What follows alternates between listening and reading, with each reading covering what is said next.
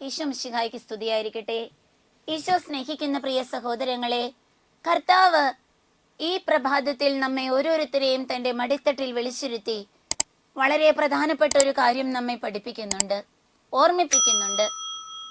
വെളിപാടിന്റെ പുസ്തകം 2-ാം അധ്യായം 4-ാം തിരുവചനത്തിൽ കർത്താവ് ഇപ്രകാരം നമ്മോട് പറയുകയാണ്: നിനക്ക് ആദ്യമുണ്ടായിരുന്ന സ്നേഹം നീ കൈവെടിഞ്ഞു. നിനക്കെതിരെ എനിക്കൊന്ന് പറയാനുണ്ട്. നിനക്ക് ആദ്യമുണ്ടായിരുന്ന സ്നേഹം നീ കൈവെടിഞ്ഞു. അതിനാൽ നീ അനുതപിക്കുക. ഏതവസ്ഥയിൽ നിന്നാണ് നീ അധപതിച്ചതെന്ന് നീ തിരിച്ചറിയുക. അനുതപിച്ച് ആദ്യത്തെ പ്രവൃത്തികൾ ചെയ്യുക. പ്രിയ സഹോദരങ്ങളെ, നമ്മെ കർത്താവ് ഒരു മടങ്ങി വരവിന് ക്ഷണിക്കുകയാണ്.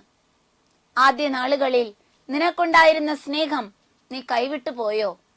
കുഞ്ഞു നാളുകളിൽ ഈശോയെ കാണാൻ, തമ്പാച്ചിനെ കാണാൻ ഉള്ള ഒരു ഓട്ടമുണ്ടായിരുന്നു. അമ്മയുടെയോ അപ്പന്റെയോ കൈപിടിച്ച് ദേവാലയത്തിലേക്ക്. സ്നേഹം ഉണ്ടായിരുന്നു, നിഷ്കളങ്കമായ ഒരു സ്നേഹം. ദേവാലയത്തിൽ ചെല്ലുമ്പോൾ ഏറ്റവും ആദ്യം കയറി നിന്ന് ഈശോയുടെ ഏറ്റവും അടുത്ത് പോയി കൈകൂപ്പി ആ തിരുവോസ്തിയിലേക്ക് കണ്ണിമയ്ക്കാതെ നോക്കി നിന്ന നാളുകള് നമ്മുടെ മനസ്സിലേക്ക് ഒന്ന് കൊണ്ടുവരാം. ആദ്യ കുർബാന സ്വീകരിച്ച നാളുകളില് എത്ര ഒരുക്കത്തോടെയാണ് ഈശോയെയും കാത്തു ഞാനിരുന്നത്.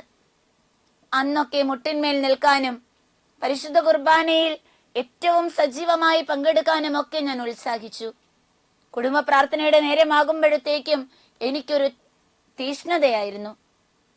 പാപം ചെയ്താൽ പെട്ടെന്ന് തന്നെ ദൈവത്തിന്റെ അടുത്തേക്ക് പോയി ഈശോയെ വേദനിപ്പിക്കരുതെന്നുള്ളൊരു ചിന്ത എൻ്റെ ഉള്ളിലുണ്ടായിരുന്നു. വചനം വായിക്കാനും വചനം പഠിക്കാനും കൊച്ചു കൊച്ചു സുഹൃത്ത് ജപങ്ങൾ ചെല്ലാനും സമയം വെറുതെ വേസ്റ്റാക്കി കളയാതിരിക്കാനും ഒക്കെ എന്റെ കാരണവന്മാർ എന്നെ പരിശീലിപ്പിച്ചിട്ടുണ്ട്. പ്രിയ സഹോദരങ്ങളെ, ഞാൻ ഇന്ന് വളർന്നു. ഞാൻ വളർന്നതിനോടൊപ്പം ഈശോയും വളർന്നോ? അതോ എന്നിലെ അഹന്തയാണോ ഇന്നെന്റെ ജീവിതത്തില് ഏറ്റവും പ്രകടമായി നിൽക്കുന്നത്? എന്നെ ആരും കറക്റ്റ് ചെയ്യണ്ട, എന്നെ ആരും നേരെയാക്കാൻ വരണ്ട. എന്റെ കാര്യം നോക്കാൻ ഞാനറിയാം, എനിക്കറിയാം. എന്തിനു നിങ്ങൾ എന്റെ കാര്യത്തിൽ ഇടപെടുന്നു?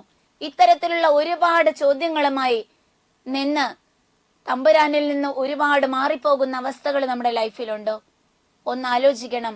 ഏത് മൂലപാപത്തിന്റെ കെട്ടിലാണ് നീ ഇന്ന് കിടന്ന് മറിയുന്നത്? എന്റെ പ്രിയ കുഞ്ഞെ, കർത്താവ് ഇന്ന് നമ്മളോട് ആവശ്യപ്പെടുന്ന ഒറ്റ കാര്യമുള്ളൂ. നിനക്കെതിരെ എനിക്കൊന്ന് പറയാനുണ്ട്. ഒറ്റ കാര്യം. നിനക്ക് ആദ്യം ഉണ്ടായിരുന്ന സ്നേഹം എവിടെയാ? നീ കുഞ്ഞായിരുന്നപ്പോ എന്നോട് കാണിച്ച വിശ്വസ്തത, നിന്റെ ആ നിഷ്കളങ്കതയൊക്കെ എവിടെ പോയി? ഇന്ന് എന്തിനും ഏതിനും ചോദ്യം ചെയ്യുന്ന ഒരു വ്യക്തിത്വമായിട്ട് നീ മാറുകയാണ്. സഭയ്ക്കെതിരെയും തമ്പുരാനെതിരെയും പുറംതിരിഞ്ഞിരിക്കുന്ന ഒരവസ്ഥ നിന്റെ ലൈഫിലുണ്ട്. തിരുവചനങ്ങൾക്കനുസൃതം മുന്നോട്ട് പോകാതെ ഈ ലോകം, കൂട്ടുകാര് പറയുന്ന അനുസരിച്ച് മാത്രം ജീവിതം ക്രമപ്പെടുത്തുന്ന ഒരു ശൈലിയായി നിന്റെ ജീവിതത്തില്. ദൈവം പറയുന്ന സ്വരം കേൾക്കാൻ ഇരിക്കാൻ പോലും നിനക്ക് സമയമില്ലാത്ത വിധം നീ തിരക്കിലായി. പ്രിയ കുഞ്ഞെ, നിനക്കൊരു മടക്ക യാത്രയുണ്ടെന്ന് നീ ഓർമ്മിക്കണം. ഇന്നല്ലെങ്കിൽ നാളെ ഈ ഹൃദയത്തിന്റെ ഇടിപ്പൊക്കെ ഒന്ന് നിൽക്കും. അപ്പോ നിനക്ക് തിരിച്ചെത്തേണ്ടത് ഈശോയുടെ മുമ്പിലേക്ക് തന്നെയാ. ഇന്നത്തെ ദിവസം തമ്പുരാനോടൊപ്പം ഒന്നായിരുന്ന് ഒന്ന് ആലോചിക്കാം. ഞാൻ ഏതവസ്ഥയിൽ നിന്ന് എപ്പോഴാ ഞാൻ വീണുപോയേ? ഞാൻ ഇങ്ങനെയൊന്നും അല്ലായിരുന്നല്ലോ.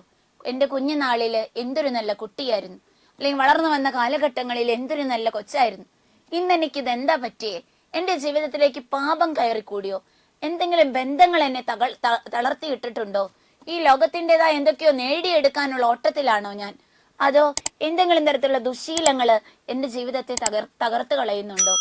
ഒന്ന് തിരിച്ചറിയാം, എന്നിട്ടൊന്ന് തിരിഞ്ഞു നടക്കാം. കർത്താവ് നമ്മെ അനുഗ്രഹിക്കട്ടെ.